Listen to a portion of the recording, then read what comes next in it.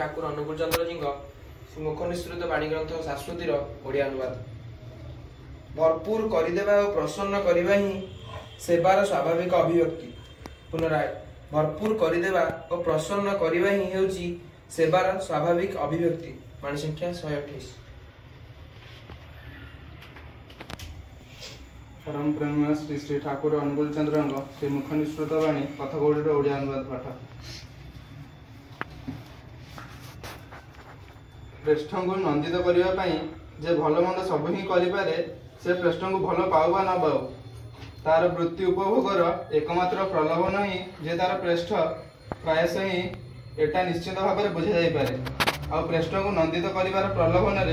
जे अपना प्रवृत्तिर पसंद मुताबक भल ही हो मंद ही हो जहाँ किसी करें ठीक जान से प्रेष्ठ को भल पाए नहीं बरम निज प्रवृत्तिर इंधन कर ही प्रेष्ठ नामधेय व्यक्ति को चाहे। ता छड़ा जे प्रेष्ठ पृष्टि और प्रतिष्ठा अनुकूल स्वार्थ को निज स्वार्थ ज्ञान आप्राणतार सहित लोलुप दक्षतार संपादन करें। ठीक जान प्रेष्ठंकर व्यक्तित्व तार जेते प्रिय एपरी प्रिय तार निज अस्तित्व भी नुहे। वाणी संख्या 41। अस्तित्व भी नुहे।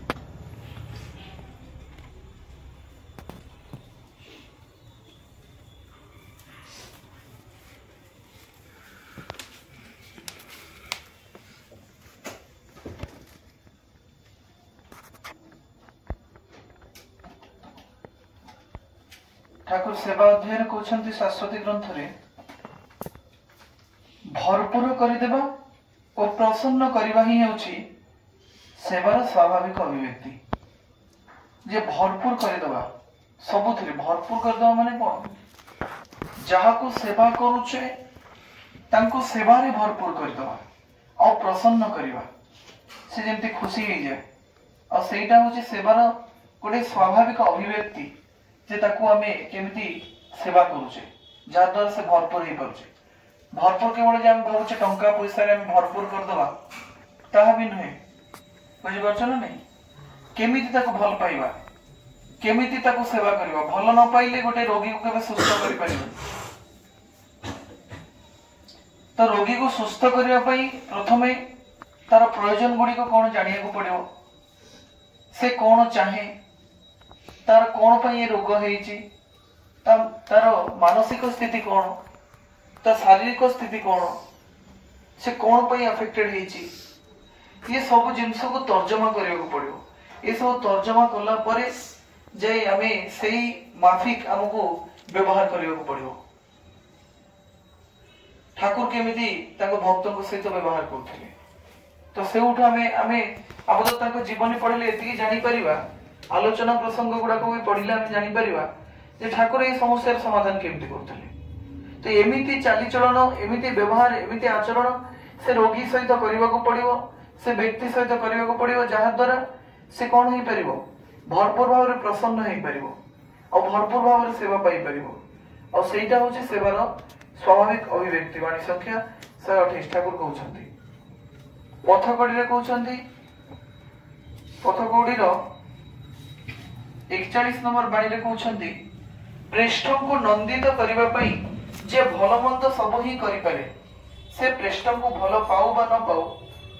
तार वृत्ति उपभोगर एकमात्र प्रलोभन ही जे तार प्रेष्ठ प्राय से यह निश्चित भाव में बुझा जापे। जे जो लोकटा प्रेष्ठ श्रेष्ठ बा ठाकुर को नंदित करने भल मंद सब किसी कौन भल कौन मंद से जानी किंतु सपारिपार्श्विक से इष्ट को प्रतिष्ठा करुछि ठाकुर को प्रतिष्ठा करुछि तार गोटिए उद्देश्य होछि ठाकुर को नेकी चलिबा। ए भले लोक से भगवान को भल पाओ बा न पाओ प्रेष्ठ को भल पाओ बा न पाओ तार वृत्ति उपभोगर एकमात्र प्रलोभन ही तार प्रेष्ठ केवल ही तार से जहाँ उपभोग करुछि जहाँ करुछि तार एकमात्र प्रलोभन ही होउछन्ति ठाकुर प्राय से एटा निश्चित भाव में बुझा जापे। आ प्रेष्ठ को नंदित कर प्रलोभन जे आपण प्रवृत्तिर पसंद मुताबिक भल हो मंद हो जहाँ किसी करता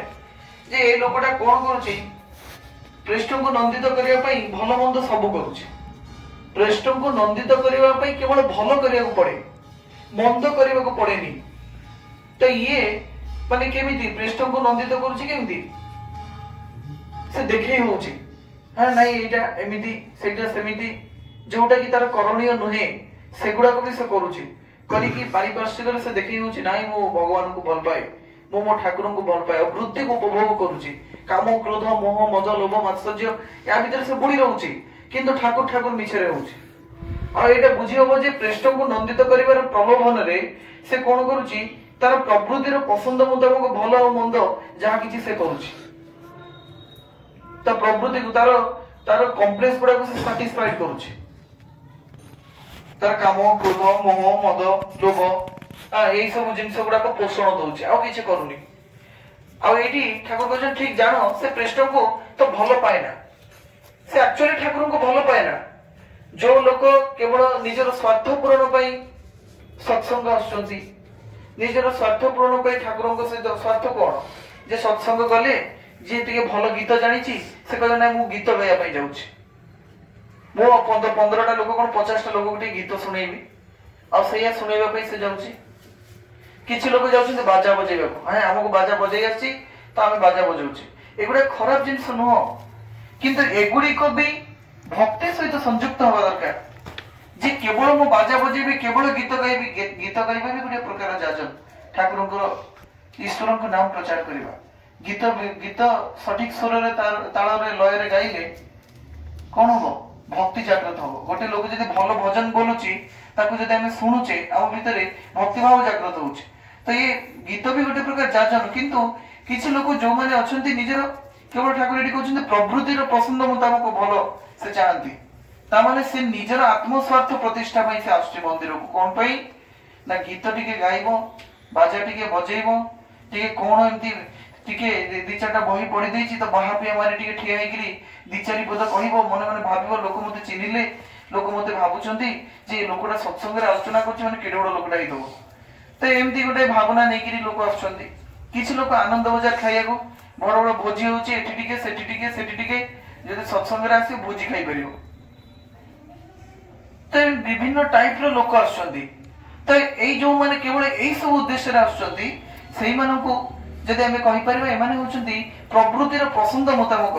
आ भलो कोटा मंद कोटा एगडा किछि जान नांती ए माने केवल प्रेष्ठ को ए माने भलो पांती नाही ए माने निज प्रवृत्ति रो इंधन करी प्रेष्ठ को नामधेय व्यक्ति को चाहे हला सेई प्रेष्ठ को बा इष्टंक नाम ध्यान करथवा व्यक्ति को सहित ए माने मिसंती काई की ए माने केवल निज प्रवृत्ति रो इंधन पाई आउ जिए प्रेष्ठ को पुष्टि और प्रतिष्ठान को स्वार्थ को आउ जो माने केवल इष्टंकर प्रेष्ठंकर पुष्टि चाहती तांकर प्रतिष्ठा को अनुकूल करी निजर स्वार्थ को निज स्वार्थ ज्ञान रे अप्राणतार सहित लोलुप दक्षतार संपादन करिथाय ठीक जानो प्रेष्ठंकर व्यक्तित्व तार जेते प्रिय एपरि प्रिय तार निज अस्तित्व भी मिलन नय तार माने यार एसेंस है जे ठाकुर कहबा को चाहउचंती जे केवल तार प्रति कर्म रे ठाकुर केमते प्रतिष्ठा है तांको सपारिपार्श्विक रे केमते प्रतिष्ठा करिवे तांको नै कि मो केमते शांति रे रहि परिबे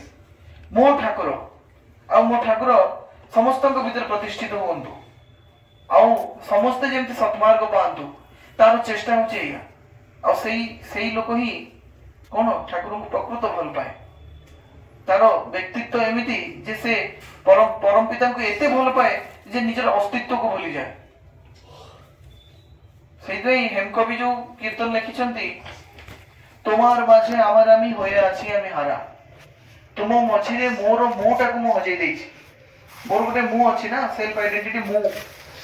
एई मुटा को मु हजै देबी केते बेले जेतले परम पिता को ग्रहण करी तांको मो पाखरे थिबा समस्त प्रकार प्रवृत्ति को तांको पाखरे समर्पण करथिबी मो पाखरे थिबा अहंकार मो पाखरे थिबा गर्व मो पाखरे थिबा चाहिदा सब सिए तांको पादरे अर्पण कर देबे हे परम पिता मोर किछि आवश्यकता नै किछि जिंसर आवश्यकता नै मु केवल तुमको ही चाहे मु स्वर्ग रे रुहे कि नरक रे रुहे मोर जाय आसे ना मु एति जानिछि स्वर्ग भी तुमरी तयारी नरक भी तुमरी तयारी एगुडा मोर किछि जाय आसे नै मृत्यु भलिया भयंकर परिस्थिति रे मध्य तुमे जेपरि तुमर नाम मु स्मरण करि पारे आ तुमे जेपरि मो सहित प्रति जन्म जन्मांतर रो साथी कि रहो मते जन्म दियो बा मृत्यु दियो बा कोन भी करो मते स्वर्ग रे रखो नरक रे रखो मोर आपत्ति नै किंतु सब जगह जेपरि तुमर अनन्य भक्ति मु करि पारे तुमर एई मोहन रूप को दर्शन कर प्रति जुगरे जो नव नव भाव तुमको गढ़ुच जो नव नव भाव तुम निजक तैयारी करुच प्रति जुगरे नव नव भाव तुम अवतीर्ण होच से अवतीर्ण स्वरूप को मुझे ग्रहण करें यह हूँ मोर चाहिदा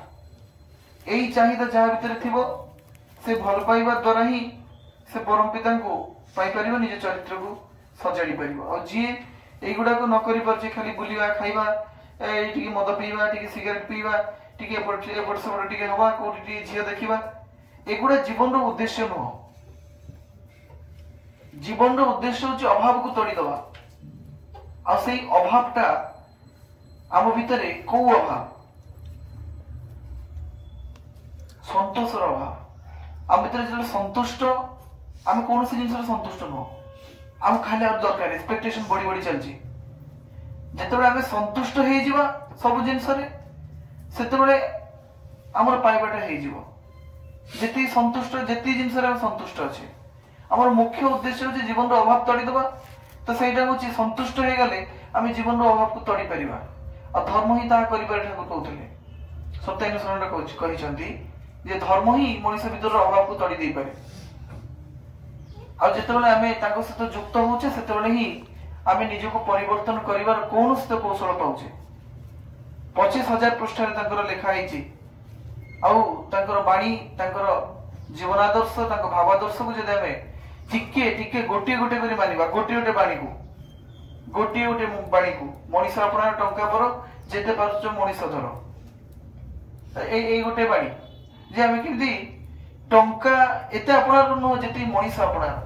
कि आजिकल जुगे देख मनीष नुह टंकाटा निजर तो ये छोट छोट जिनस को देखिक छोट छोट बाणी मातृभक्ति अतुट जेते से पिला हुए कृति से हमको चिंता करिया पड़िबो जे कृतित्व अर्जन करवा कृतित्व मिलू बा न मिलू ठाकुर तो कहते मातृभक्ति अतुट रहा पड़िबो ठाकुर तो कहते से तो निजे निजे माँ को भल पाउथिले तो आमको जेमती भल पाइबा को पड़िबो।